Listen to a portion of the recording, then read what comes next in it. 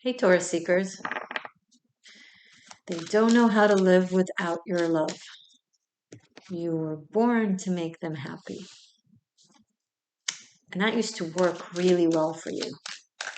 You know, back when you thought that love is sacrifice, consciously or subconsciously, doesn't matter. Back when giving a piece of yourself was romantic. 10 of Wands, Ace of Cups.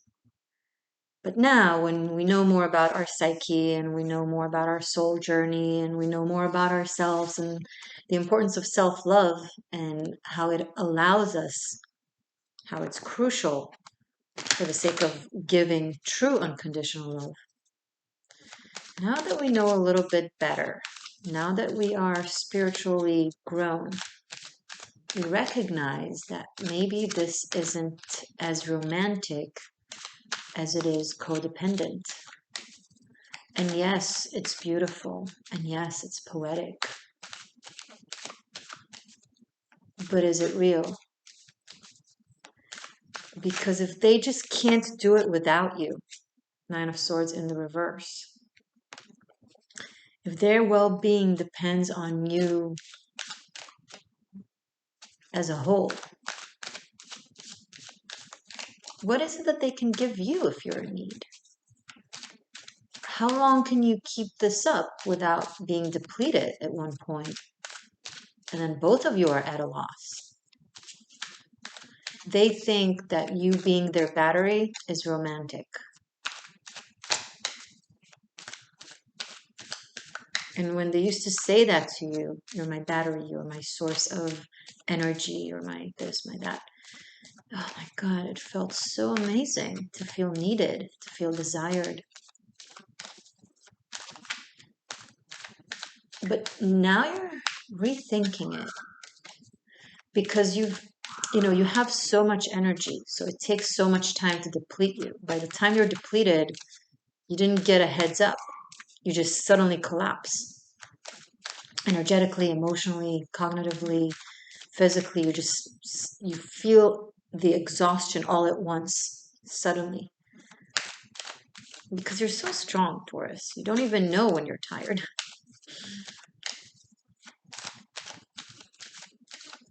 And so now that it's happening, that you're starting to feel really tired and you're like, wait, is this how love should be? Shouldn't I be uplifted and lifted?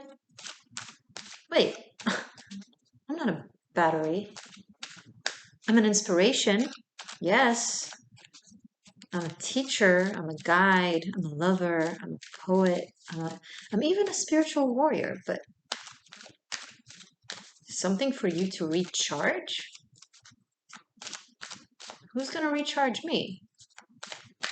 If love is supposed to be mutual, how can it be about charging one another? At one point, if we keep feeding off of the other's energy, their source of energy will be gone.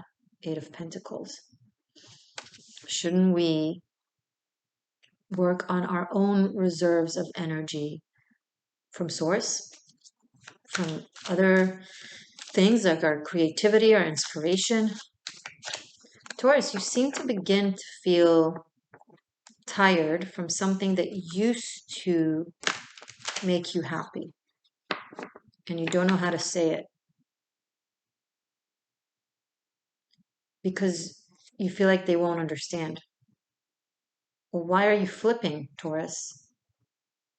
You used to think that that is amazing. Now the same thing you thought was amazing, you feel like it's an issue? Yeah. Kinda. Yeah. Not kinda, but exactly. You still care so much about this person, about this thing. But as you've grown spiritually, emotionally, you're starting to realize that it was yet another lesson.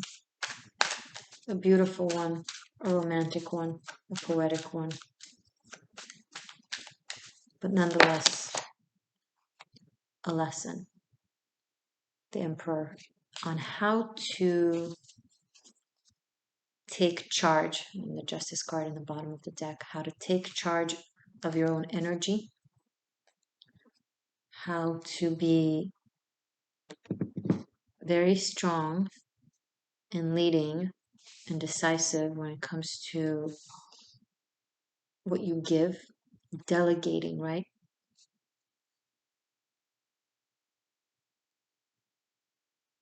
You have to have your reserves, and they need to have their reserves, and then you can borrow from one another and enjoy one another.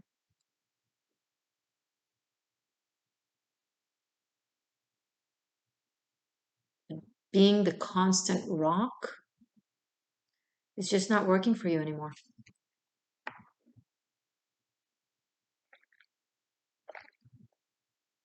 The only way for you, Taurus, to be a constant rock in someone else's life is if they also take on that role occasionally. Now, I'm not talking about other dynamics. This is romantic, what I'm picking up on. Other dynamics, you can be charitable, you can be helpful. You have to have your healthy boundaries, of course, as well. But it's more so in romance. In romance, there has to be a balance of, okay, if I'm a constant rock, my person needs to also have that in them, that ability, that strength to be a constant rock. And occasionally, so such a weird analogy, but these rocks rely on one another, but it's a balanced give and take, right?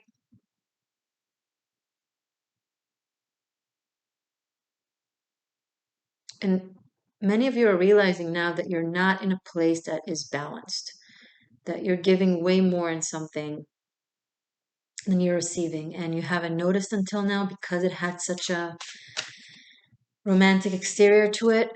And it doesn't negate that it was indeed romantic. Maybe still is, for the old world. But it's like your psyche just can't. Your spirit is like, we can't do it anymore. We need to cut into whatever is depleting us. This needs to flow. This needs to be healthy. This needs to be reviving, revitalizing, nourishing.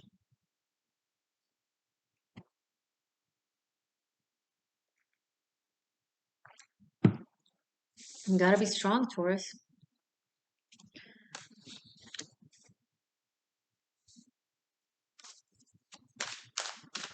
Show me more, please, for Taurus for the month of October. Did I say welcome to the Existential Shift? My name is Morgane. Hey. Well, here I said it.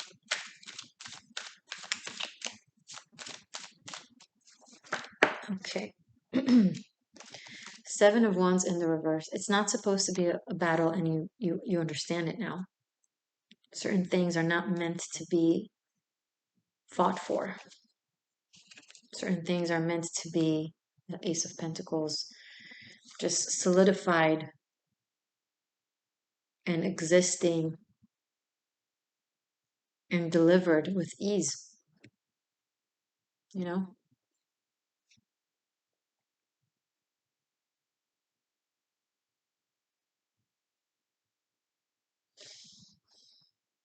And as soon as you realize it, you go there. We have two aces on the table. Some of you are starting a new partnership.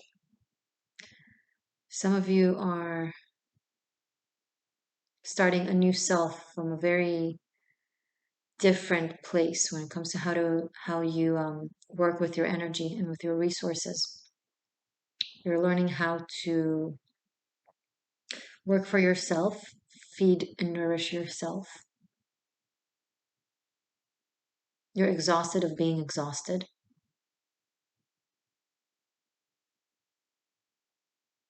Instead of winning battles, you let go of them.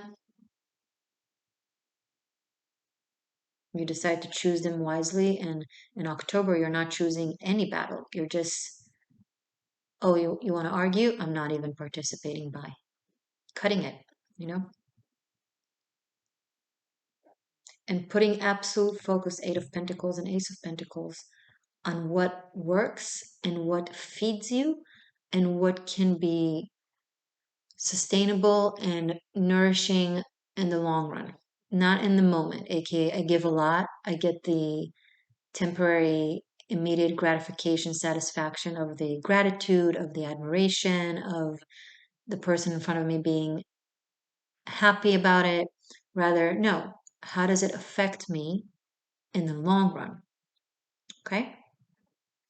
After I get this hype, like this shot of espresso, do I remain energetic and uplifted, or is it going to feel great for a moment and then drop?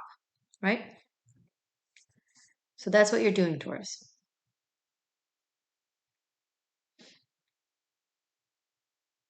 Some of you are quitting. Some of you are breaking up. Some of you are doing all of the above. Some of you are beginning a new relationship that is very different than what you're used to. It's nourishing, it's mutual, it's equal in the energy.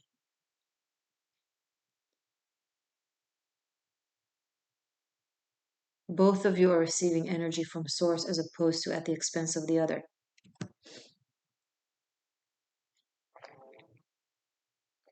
And this has been a process. I feel like I don't think it's new to you. It's been a process, but now you're willing to admit it to yourself. You're willing to say it out loud in front of the mirror and accept that that has to end, that this relationship needs to stop, that this place, that this thing is just no longer feeding you because it never fed you. Or it did feed you, but aspects of you that needed the pat on the back of being the amazing Taurus that you are, right? Oh, Taurus, you're so amazing. You're such a giver. Thank you. Thank you for giving me. Thank you for feeding me. Thank you for doing this for me. You're not that insecure anymore. You don't need that.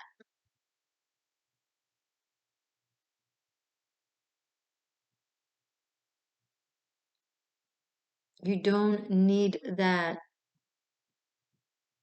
somewhat of a flattery, because you've been flattered. It made you feel awesome, but it also depleted you because it's rooted in,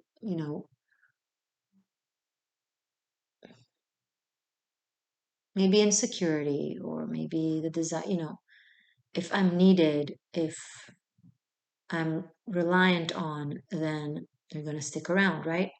But you've reached a point where you know yourself to a level where you trust that people will want to stick around for the sake of the joy of being around you, for the sake of inspiration, for the sake of fun, for the sake of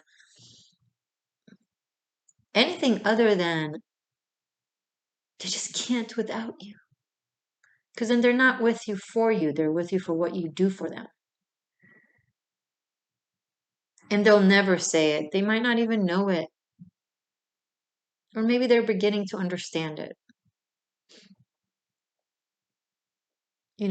People go into relationships because it gives them stability. People go into relationships because it gives them status. People go into relationship, they fall in love with what is given vicariously by the person and not necessarily the person. And often they don't even know the difference. You seem to have not known the difference, and that's okay.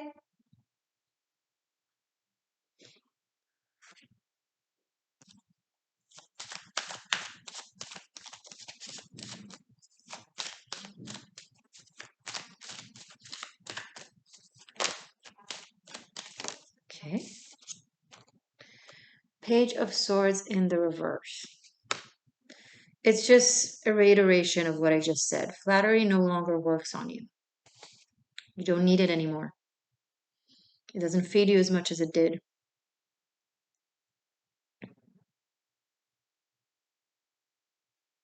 Words just don't mean as much to you, and things that used to sound poetic and romantic to you, now they just sound childish.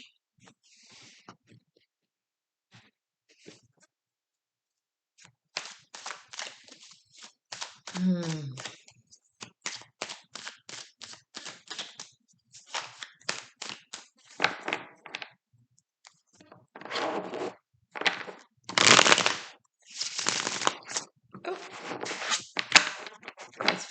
Sorry. Okay. Oh, Ten of Swords in the reverse and the Hermit in the reverse. Ten of Swords fell in the reverse right underneath Nine of Swords in the reverse. I'm going to show you the cards in a sec. How interesting. So, if something indeed ends or has ended, you seem to, by the second half of the month of October, you seem to really not be in the dwelling, in the pain, in the grief, in the loneliness. You just want to be done with it. You're like, I processed what I had to process. I thought what I needed to think. I found what I needed to find. I just don't wanna, I just wanna find tribe, find another person, find, be revived, not be in that place of like sorting out the end inside of you, right? Look, if it's sincere and you actually are ready, great, go for it. But if you're just not wanting to do the work, hold yourself accountable and keep doing it. There seems to also be a really difficult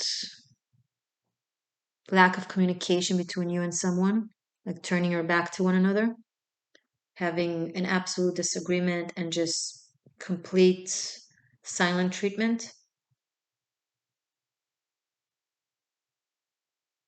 With the Page of Swords in the reverse here, I'm thinking maybe someone is going to say something and they take it too far and they can't take it back. It's it's like past the breaking point kind of thing where forgiveness, you can't even imagine it.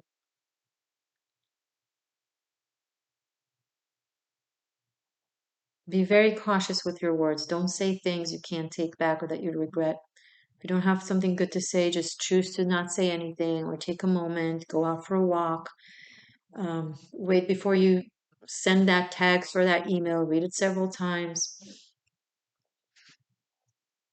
because someone might say something really, really hurtful from a place of knowing the other person really well, knowing what hurts them, knowing their buttons, and like kind of taking advantage of it. And the other person will be really hurt by it, and it will create a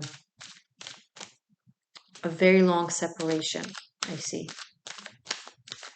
Be cautious, especially if it has to do with a child. Doesn't matter how angry you are with them, don't say something that you can't take back. It might create a really long separation and silence between you and a child. Okay, so if you have a teenager or a kid or a younger individual, whatever you say this month, if you're too harsh, you might not hear from them for a very long time. You really, really come back for this reading again, or just mark my words, write it down, repeat it again and again in your head. So when the moment comes in the next month, it's so easy to forget. So, and especially if you're in the heat of the moment, be cautious because I see some relationship here really going into a bad place. Okay. And if it's family, then it's going to hurt.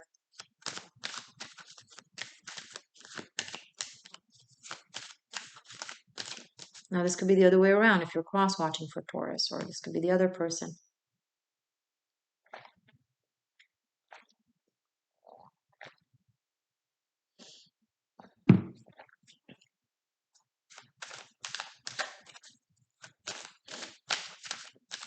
Show me more, please, for Taurus for October. Okay. Knight of Wands. What interesting energies.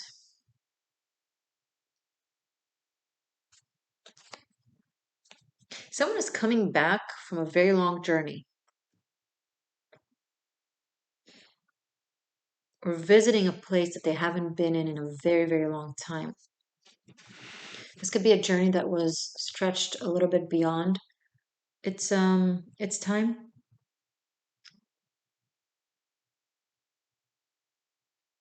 Someone might, be hurt in some way, shape, or form, sorry, and then another person is rushing to them to be with them. I'm not I'm not seeing any doom and gloom. I don't foresee, God forbid, things like that. So don't take it to the worst case scenario, please. I tend to be sometimes dramatic with my wordings. Um, it could be like someone is going through a hard time, like they're going through a divorce and you want to be there for them, or you're going through something difficult and someone comes in to be there for you. It's really, yeah, don't make a fuss out of. Wow, that sounded so judgmental. I just mean don't freak out. Don't freak out. Let's look at the cards and see what else we can bring up from it, from this reading. Okay. I'm going to rearrange and do the existential shift spread. So here we have the major arcanas, right? Very masculine energy, by the way. We have here the Emperor, Justice, and the Hermit in the reverse. We have 2 tens, 2 aces. These are the court cards. Page of Swords in the reverse, and the Knight of Wands. By the way, guys, if you want to deepen your esoteric studies, tap into that priest that is in you waiting to be tapped into or advance to the next level with your esoteric studies. Tarot Masterclass Bunkai, my unlimited my pre-recorded 90 classes that teach you tarot. Basically learning the secrets of life through learning the secrets of tarot, is now for unlimited streaming on Patreon. So check it out. And that's on top of a lot of other VIP content. Okay. So if you feel guided, inclined, passionate, curious, just check out Patreon. Everything is below in the description box. Okay. So 1 1 10 10. 1 1 1 1 of the different elements: earth, water, air, fire. Oh, this is a code. This unlocks something. Now, if I had here the Ace of Swords and the Ace of Wands, it'd be like, okay, the code is unlocked. You're in a completely new timeline, advanced one. However, the swords and the wands, the air and the fire elements, are in the 10th. So there's something that needs to first be finalized before completion, before renewal, before tapping into that. Okay, so this is the masculine energy that needs to be mastered, being able to cut something that doesn't work, being able to lead yourself out of something and into something, taking charge, making decisions. It also comes through very strongly here with the major arcanas.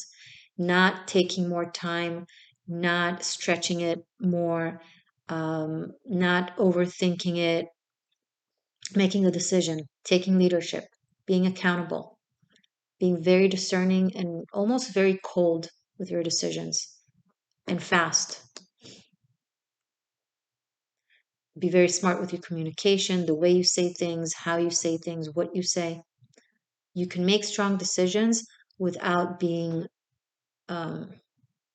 too harsh with the way you communicate it, right? And it requires focus and it requires care and attention. 7 in the reverse, 8 in the upright, 9 in the reverse, but still 7, 8, 9. There's a chronologic element to this. This ending is very difficult. It's very crooked. You go back and forth. You feel guilty. You have remorse. You change your mind, but your spirit is pushing you forward. Energy is pushing you forward. And it's very hard. It's almost like the finish line is the hardest one.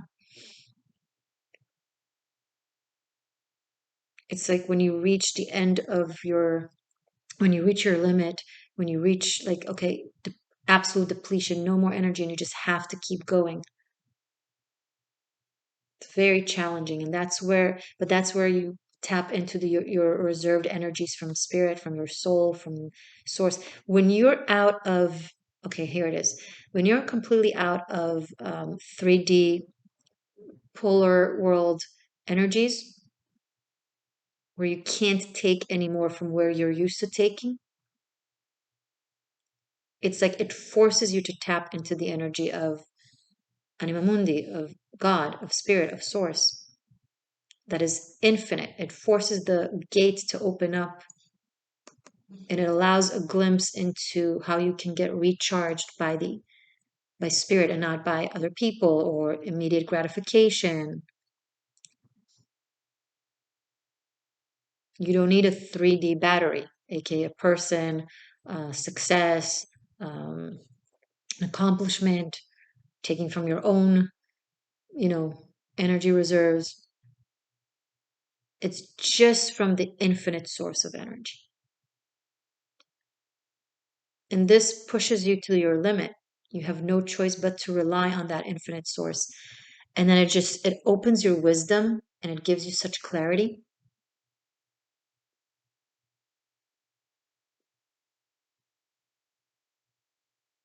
So if you're feeling like you're battling the impossible and pushing through a very hard stream, keep going and you'll find suddenly an influx of energy and power and strength. And you'll feel like it's coming from a different source than what you're used to. Because this person that you feel like has been doing that to you, and they mirroring you. And as soon as you tap into your ability to not do that to yourself, you won't need someone who's doing that to you in order to mirror that to you. Whoa.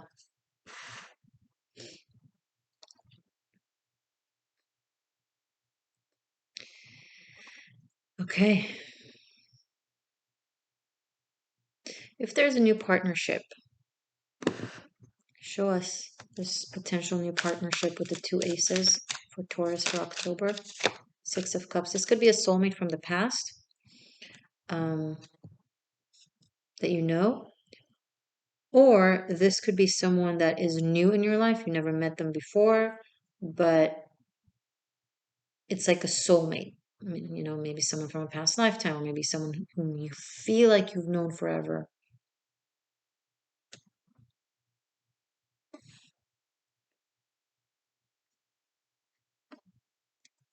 Tell us a little bit about this Knight of Wands for Taurus for October. Who is this? Five of Cups. It's just being there for someone. I feel like family member. Maybe a family member needs you, or you'll need a family member, but there's coming through for someone. There's also a revisit of of family. If you've been a little bit estranged or distant, I do see a coming together. This could be with someone that you've been estranged from for a very long time, for whatever reason. But I think maybe something happens where there's an opportunity of communication, or you hear something, or they hear something, and it creates an encounter. But it seems to be working out well. Okay, so don't fret it or fear it. It's gonna turn out better than what you might worry it will. It's not as bad as you think. Might be even great. Okay, guys. Patreon is right here for everything. Check it out. Um, thank you for being here, and I hope you'll choose to subscribe and join the Existential Shift if you're new. And if you've been inspired and enjoyed this video, I hope you choose to like it. You don't have to, though. Bye for now.